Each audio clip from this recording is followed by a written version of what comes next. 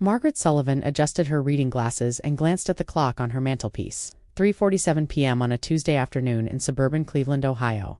At 73, she had grown accustomed to the solitude, but it hadn't always been this way. The phone on her counter remained stubbornly silent, as it had for weeks. No calls from David, her stepson, despite his birthday passing last month. No messages from his daughter Emma, now 25 and working somewhere in downtown Columbus as a marketing coordinator. Margaret knew these details not through direct communication, but through the carefully curated social media posts she quietly observed. Emma's Instagram painted a picture of a vibrant young woman designer coffee cups, weekend trips to Nashville, expensive restaurants. What the photos didn't show was any acknowledgement of the woman who had helped raise her father during his most difficult years. Margaret settled into her burgundy recliner and picked up a framed photograph from 8 years ago, David's wedding to his second wife, Jennifer. Emma stood stiffly beside her father, her smile polite but distant, eyes already looking beyond the camera's frame. That wedding had been the last time they'd shared meaningful interaction. Margaret remembered trying to connect with Emma during the reception, asking about college and career plans.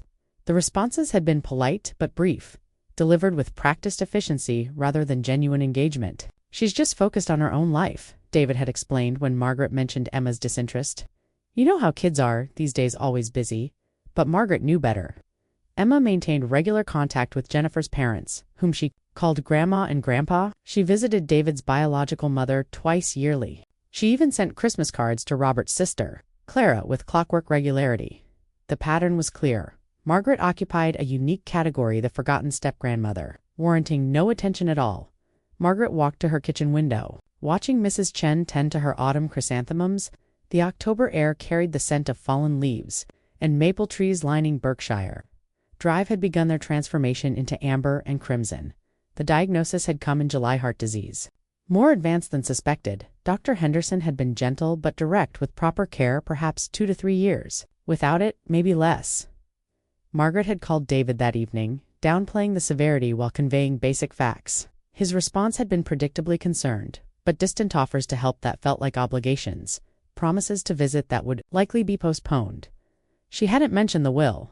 Margaret had spent considerable time working with her attorney, Harold Brennan, whose office occupied a converted Victorian in Cleveland Heights.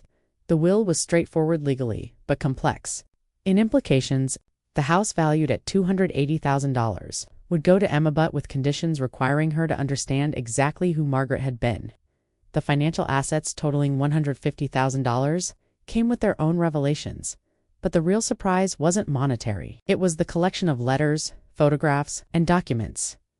Margaret had quietly assembled a comprehensive record of every birthday card returned unopened, every Christmas gift acknowledged with brief texts, every family milestone observed.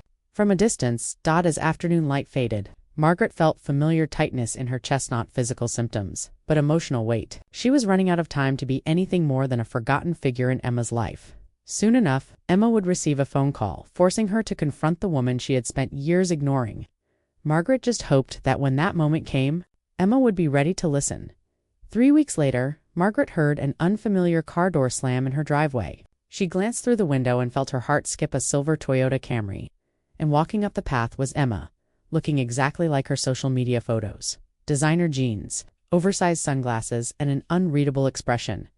Margaret opened the door to find Emma holding grocery store flowers and wearing a carefully practiced smile. "Hi, Margaret," Emma said, her brightness seeming forced. "I hope you don't mind me dropping by. I was in the neighborhood and thought we could catch up." Margaret studied her step-granddaughter's face, noting how Emma's eyes briefly catalogued the house's condition before meeting her gaze. In the neighborhood was interesting, considering Emma lived 2 hours away and had never shown previous interest in Cleveland suburbs. "Of course, dear. Come in," Margaret replied. "This is certainly a surprise." Emma stepped into the foyer, heels clicking against hardwood. She glanced around with renewed interest, taking in details she'd never noticed: the antique console table, original crown molding, Persian rug. Everything seemed to capture her attention in ways it never had before. "Your house is so charming," Emma said, extending the flowers.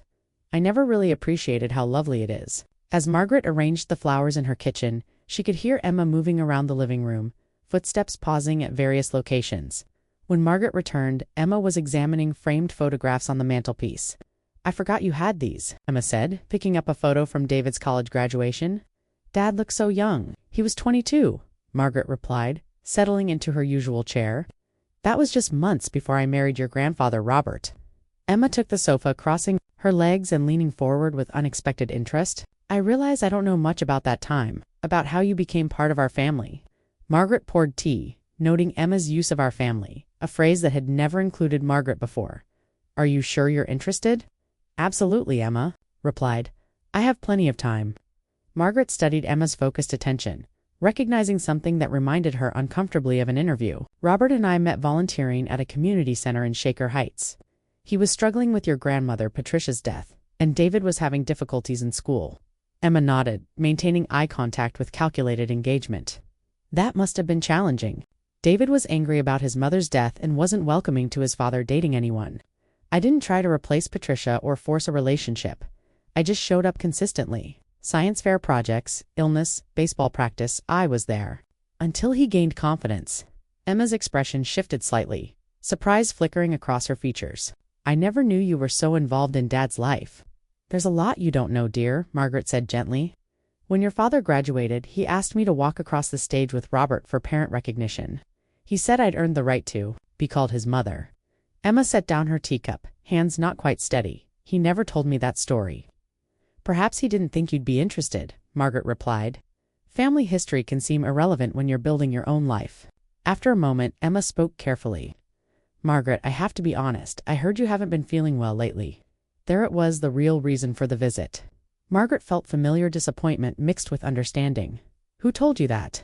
Emma looked uncomfortable. Dad mentioned it. He said you had tests done and that you might need ... support. Margaret nodded slowly. I see. And this prompted you to visit. After how long has it been since we've had a real conversation, Emma? 2 years, 3. Emma's cheeks flushed. I know I haven't been good at staying in touch. Work's been crazy, and I've been traveling, but I want to do better. I want us to have a relationship. Margaret studied Emma's face, noting the careful word construction. What kind of relationship did you have in mind? I don't know, Emma admitted. I realized I don't really know you at all. Now that you're not feeling well, I thought we could spend more time together. Margaret felt complex emotion, sadness at Emma's transparent motivations, hope that genuine connection might still be possible, and quiet satisfaction that her plan was working. Emma's sudden interest wasn't coincidental. That's thoughtful, Margaret said carefully. Though I wonder what's changed. You've never shown interest in spending time here before. Emma shifted uncomfortably. I know how that looks. I always thought there would be more time, that we could figure out our relationship later. And now, Margaret prompted, now I realize time isn't guaranteed. I don't want to regret not knowing you. Margaret recognized both sincerity and calculation in Emma's words. I appreciate your honesty, Emma. I would welcome spending more time together, though I think we should be clear about our motivations. Emma looked puzzled. What do you mean? Margaret smiled gently. I'm not naive, dear. I understand my health situation has created urgency around family relationships, and I suspect that urgency might connect to practical concerns. Emma's face went pale. Margaret, I didn't come here because of money. It's all right, Margaret interrupted. I don't blame you for being curious about practical matters. But let's be honest about our expectations. Emma stared at her hands. I don't know what you've heard, but I didn't come because of inheritance. Margaret raised an eyebrow. What exactly? Did your father tell you? Emma hesitated. Just that you had heart problems and were updating legal documents? He thought I should reach out. The phrase updating legal documents was telling. David had shared more than Emma was admitting. And did he mention what kind of legal documents? Margaret asked. Emma's discomfort was obvious. He might have mentioned estate planning. But that's not why I'm here. Margaret leaned back, studying Emma's internal struggle, genuine guilt, battling practical concerns, curiosity about assets, competing with embarrassment about appearing mercenary. Emma, Margaret said gently, I'm not offended. You might have practical concerns about my estate. What offends me is that it took those concerns to bring you here. Emma looked up, eyes bright with unshed tears. That's not fair, isn't it? When did you last call just to see how I was doing? When did you last visit without obligation? When did you show interest in my life or relationship with your father? Emma was quiet before answering softly. Never. Margaret nodded. But I don't think you're bad, Emma. I think you're young and focused on your own life, which is normal. What disappoints me is that it apparently takes possible inheritance to make you curious about who I am. Emma wiped her eyes. I don't know how to fix this. Maybe you can't, Margaret said. Maybe some relationships wait too long to begin. They sat in silence as afternoon light faded. Finally, Emma spoke. What if I want to try anyway, even if my motivations aren't completely pure? Margaret considered carefully. Then we'll see whether genuine connection is possible when it begins with mixed motives. Emma nodded slowly. I'd like to try, if you're willing. Margaret looked at this young woman who had ignored her for years but was now asking for a chance. All right, Emma. But if we're doing this, we're doing it honestly. No pretending your timing is coincidental. No pretending you haven't heard speculation about my will. Emma seemed relieved by the directness. Okay, I can do that. Good, Margaret said then. Let's start with a simple question. What do you want to know about me? Emma thought for a moment. Everything. I want to know everything I should have asked years ago. Margaret smiled, the first genuine smile she'd shared with Emma in years. That's going to take more than one afternoon. I have time, Emma said. As much time as you're willing to give me? Margaret recognized both the promise and unspoken deadline in Emma's words. They both knew time was the one thing Margaret couldn't guarantee. Then we'd better get started, Margaret said. Emma began visiting every weekend, driving from Columbus with surprising regularity. Each Saturday brought small gifts, flowers, pastries, magazines, and each visit lasted longer than the previous one. On the fourth weekend, Emma arrived with grocery bags, announcing her intention to cook dinner. I thought we could make that pot roast Dad always talks about, she said. Unpacking ingredients, Margaret watched Emma move around the kitchen. With surprising familiarity, locating utensils without asking. You've been paying attention during your visits. I'm trying to, Emma replied, browning meat in Margaret's cast iron pot. I realized I've spent years being a guest here without ever learning where anything was. Over dinner, Emma shared details. She'd never volunteered before. Her marketing job was more stressful than she'd admitted, demanding clients, impossible deadlines, a supervisor who took credit while criticizing publicly. Her stylish apartment was actually too expensive, requiring her to maintain a lifestyle she couldn't afford. Why do you stay? Margaret asked. Emma shrugged. I thought this was what success looked like. Nice apartment, good job title, busy schedule. But I'm tired all the time and I can't remember feeling genuinely happy. Have you talked to your father about this? Emma's expression tightened. Dad and Jennifer are dealing with their own problems. I don't want to burden them. This was the first Emma had mentioned difficulties in David's marriage. What kind of problems? Emma hesitated, weighing how much to share. Financial stuff. Mostly Dad's business has struggled since the pandemic, and Jennifer's been pushing him to downsize. They argue about money constantly. Margaret felt familiar exclusion. David hadn't mentioned business difficulties, never asked for advice, despite Margaret's considerable savings. How long has this been going on? About a year, Emma admitted. Jennifer mentioned them looking into Dad's inheritance options. The phrase hit Margaret like a blow. Inheritance options. David and Jennifer had been discussing Margaret's estate, planning their financial future around her death. Emma realized what she'd revealed. Her face flushed. Margaret, I didn't mean that came out wrong, did it? Margaret asked quietly. Or did it come out exactly right? Emma stared at her plate. I think Jennifer might have suggested I reach out to you. She said it would be good for the family if we stayed connected. Margaret felt her illusions crumble. The visits, interest in family history, apparent desire for connection, all orchestrated by Jennifer, coordinating the family's approach to Margaret's declining health and estate planning. I see, Margaret said, voice controlled. And what did Jennifer think would be accomplished? Emma looked miserable. I think she thought you might be more generous if you felt close to family. The honesty was brutal and necessary. Margaret processed the full manipulation of a sudden interest. David's concerns about legal documents, Jennifer's behind-the-scenes coordination, and what do you think, Emma? Do you think your visits have made me feel closer to family? Emma finally looked up, tears streaming. I think I've made everything worse. I've proven I'm exactly the kind of person who would fake a relationship for money. Margaret studied Emma's genuine distress mixed with shame. Is that what you've been doing? Faking a relationship? Emma wiped her eyes. I don't know anymore. It started that way, I guess. Jennifer suggested visiting, and I knew you were sick, which meant thinking about wills. But then you started telling stories about Dad and your life with Grandpa Robert, and I realized I actually wanted to know these things, but you wouldn't have come without external motivation. No, Emma admitted, I probably wouldn't have, and I hate that about myself. Margaret reached across the table and took Emma's hand. Emma, listen carefully. I've known since your first visit that you didn't come purely from concern for my health. I'm 73, not naive. Emma looked surprised. You knew? Of course, your sudden interest in family history, questions about my relationship with your father, availability despite your demanding job, none of it was subtle. Emma pulled her hand away, embarrassed. Then why did you let me keep coming? Margaret smiled sadly. Because I was curious whether something real might develop despite the calculated beginning. And because I was lonely enough to accept even mercenary attention from someone I cared about. Emma stared. You cared about me even though I ignored you for years. Emma, Margaret said gently, I've cared about you since you were a child. I've watched you grow up from a distance, celebrated your achievements privately, worried about your struggles. The fact that you didn't return that care doesn't diminish what I felt. Emma began crying with deep, wrenching sobs of someone confronting their shortcomings. I don't deserve your care. I don't deserve anything from you. Margaret moved around the table to embrace Emma's shoulders. Maybe not, but deserving isn't always the point. When Emma composed herself, she looked up with red eyes. What happens now? Margaret returned to her seat, considering carefully. Now we decide whether we want to continue building a relationship based on honesty instead of pretense. What would that look like? Acknowledging that your initial motivation was partly financial, and my willingness to engage was partly loneliness, Margaret said. Emma nodded slowly, and talking about the elephant in the room. Which elephant? Your will, what you're planning to leave, and to whom, and why. Margaret smiled. Yes, I suppose it would mean discussing that. Emma leaned forward. Can I ask you something? Are you angry about how our family has handled your illness? About everyone paying attention only after realizing you might die soon?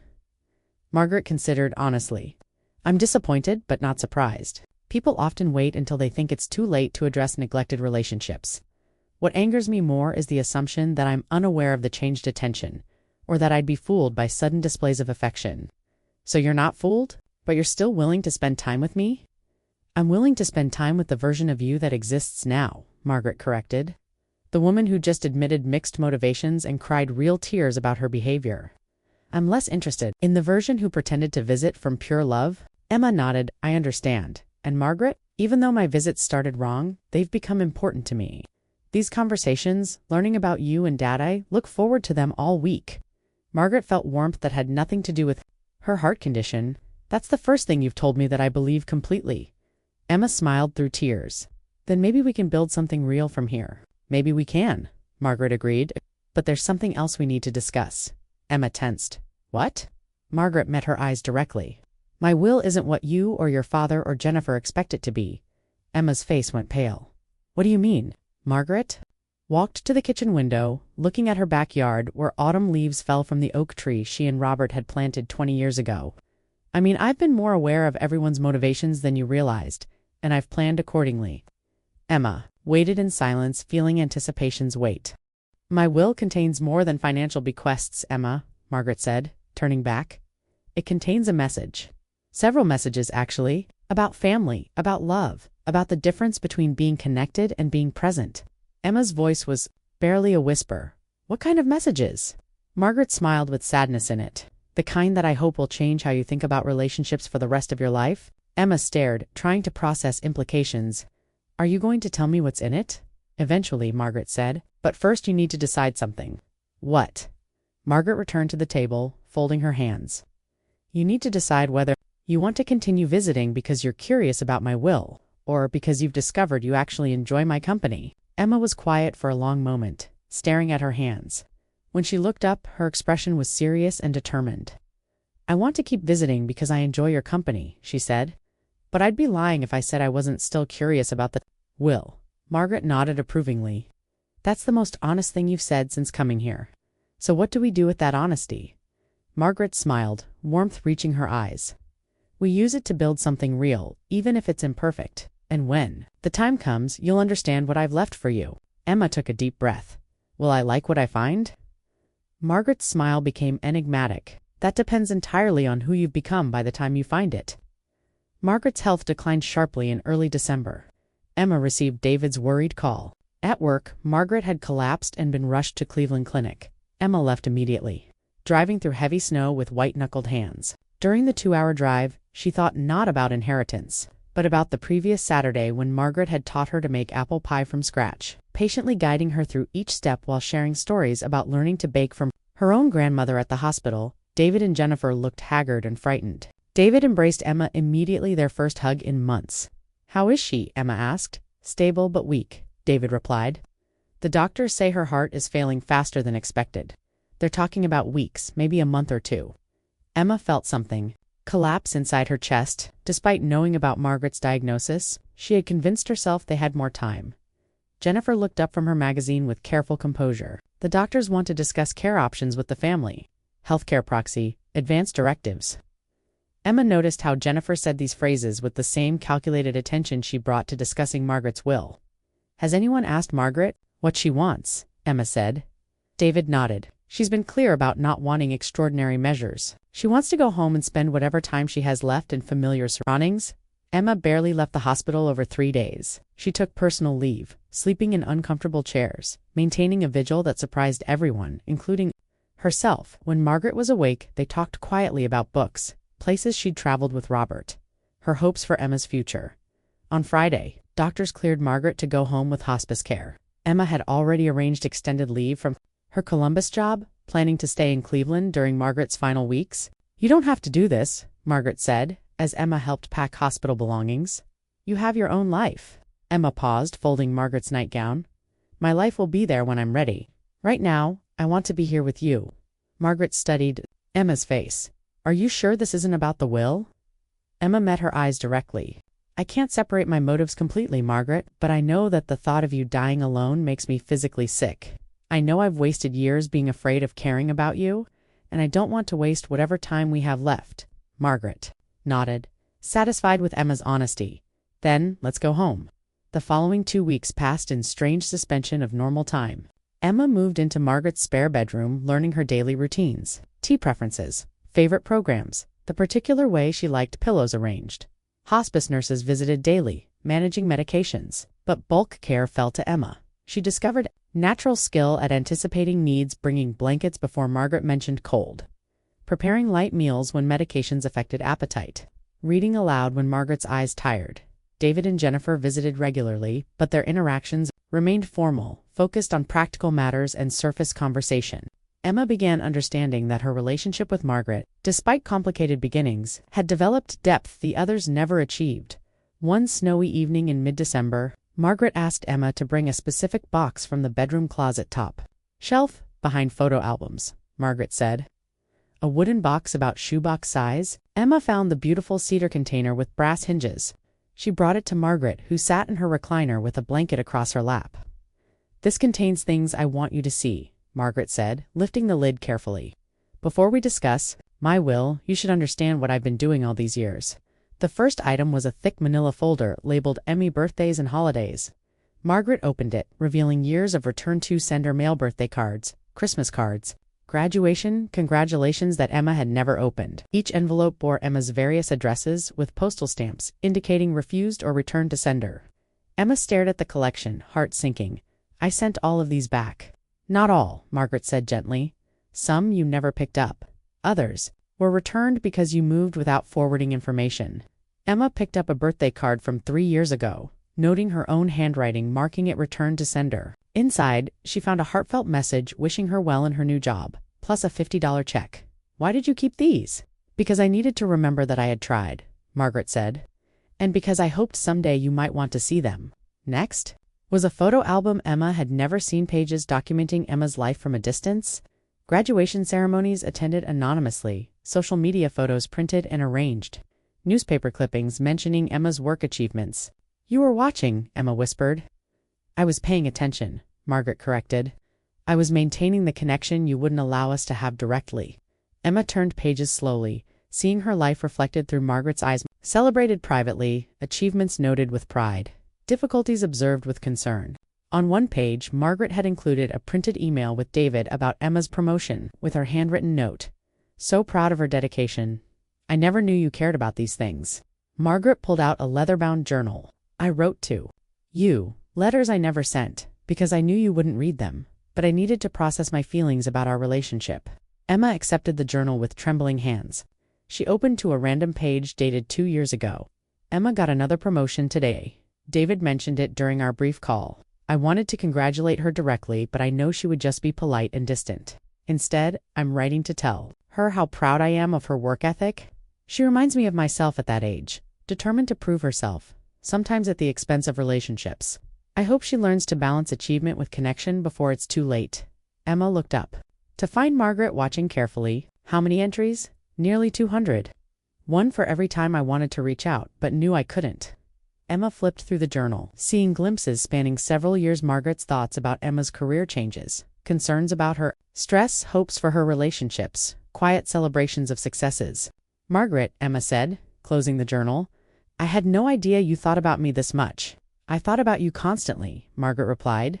You were my granddaughter in every way except legally, and you'd been part of my heart since childhood. The fact that you didn't reciprocate those feelings didn't diminish them. Emma felt tears streaming. I wasted so much time. We both did, but perhaps it wasn't entirely wasted if it led us to these last months together.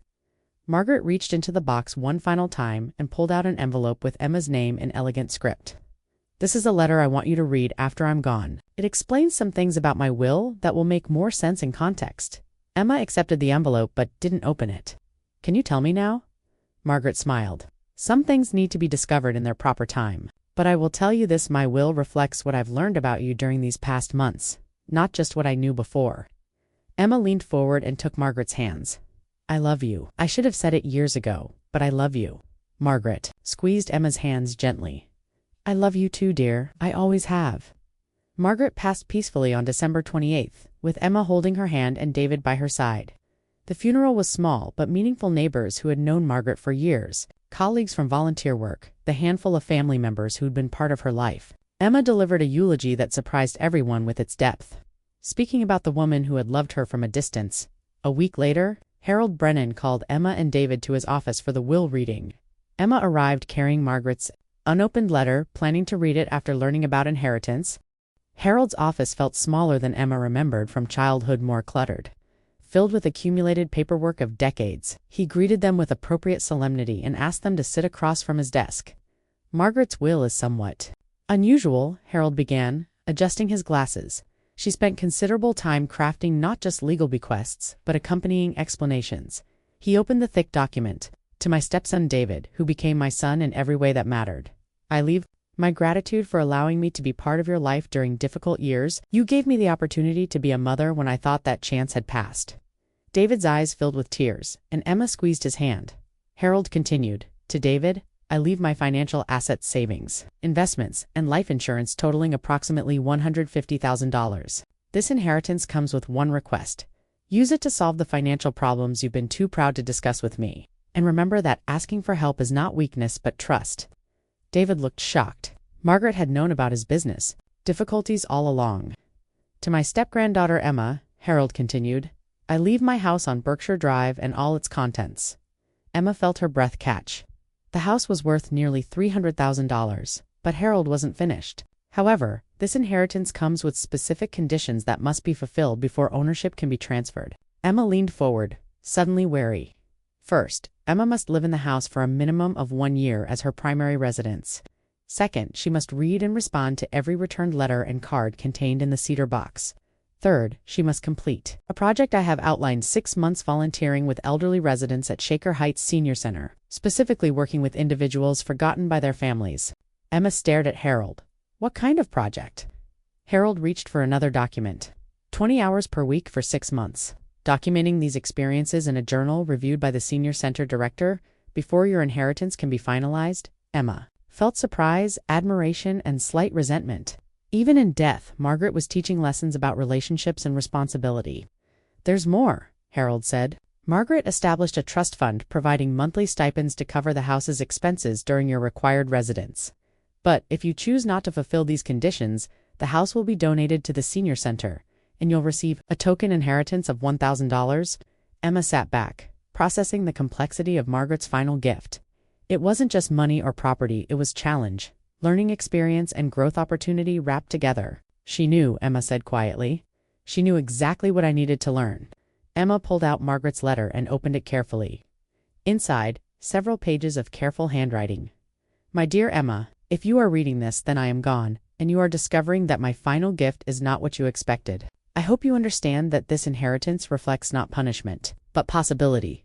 During our last months together, I watched you discover who you could be when you allowed yourself to be vulnerable and present. I saw you care for me with genuine tenderness, learn my stories with real interest, and commit to a relationship despite its complicated beginning. You showed me that you are capable of becoming the kind of person who enriches others' lives rather than simply passing through them. The conditions I have placed on your inheritance are designed to help you continue that growth. Living in my house will help you understand what I valued. Reading my returned letters will show you the consistency of love even when not reciprocated. And working with forgotten elderly residents will teach you about the profound impact of presence in people's lives. I am not trying to control your choices from beyond the grave. If you decide these conditions are too burdensome, you are free to walk away with my blessing and a small inheritance, but I hope you will choose to accept the challenge, because I believe it will transform you in ways that money alone never could. You asked me once whether you would like what you found in my will. The answer depends entirely on whether you are brave enough to become the person I believe you can be. With all my love and faith in your potential, Margaret Tima folded the letter slowly, understanding that Margaret's final lesson was about choice to accept, challenge, and growth, or walk away from difficulty in favor of ease. Harold, Emma said finally, what exactly does the volunteer project entail? Harold consulted his notes. 20 hours per week for 6 months, working directly with residents who have limited family contact. Margaret was specific about wanting you to understand the impact of abandonment and the power of consistent presence. Emma nodded slowly. It would mean leaving her Columbus job, reorganizing her entire life, committing to a year of uncertainty and challenge. It would also mean accepting Margaret's final gift in the spirit, intended not as inheritance, but as transformation. I'll do it, Emma said. I'll fulfill all the conditions. David looked surprised. Emma, you don't have to prove anything. If you want to contest the will, I don't want to contest it, Emma interrupted. I want to deserve it. 6 months later, Emma sat in Margaret's backyard, her backyard now watching spring flowers. Margaret had planted years ago bloom in carefully tended beds. She had fulfilled all of Margaret's conditions, discovering that her step-grandmother had been right about the transformative power of presence and commitment. Her work at the senior center had introduced her to residents like Mrs. Patterson, whose children lived across the country and called monthly, and Mr. Rodriguez, whose family had stopped visiting after he developed dementia. Emma had learned to see past their conditions to their humanity, to value conversation over efficiency, and to understand that showing up consistently was often more important than grand gestures. Reading Margaret's returned letters had been painful, but illuminating, showing Emma the depth of love she had rejected and the consistency of care she had dismissed. Most surprisingly, Emma had discovered that she genuinely loved living in Margaret's house. The neighborhood was quiet and friendly. Her new Cleveland marketing job was less stressful and more fulfilling, and she had developed relationships with neighbors who had known and loved Margaret for decades. As she sat in the garden that evening, Emma opened the final item. Margaret had left a letter to be read only after all conditions had been fulfilled. My dearest Emma, if you are reading this, then you have chosen the path of growth over the path of ease, and I could not be more proud. You have learned what I hoped you would learn, that relationships require presence, that love must be actively chosen, and that some gifts can only be received by those willing to be changed by them. You now own not just my house, but my understanding of what makes a house a home. You have not just inherited my possessions, but my appreciation for the stories they contain. Most importantly, you have not just received my money, but my knowledge of how to use resources to build connection rather than isolation. I hope that in the years to come, you will remember what you learned during our last months together and during this year of transition. I hope you will choose presence over absence, vulnerability over protection, and growth over comfort when faced with difficult relationships. And I hope that someday, when you are old and facing your own mortality, you will have the satisfaction of knowing that you lived a life characterized by love freely given and gratefully received. Welcome home, my dear granddaughter. You have earned every blessing that awaits you with eternal love and pride.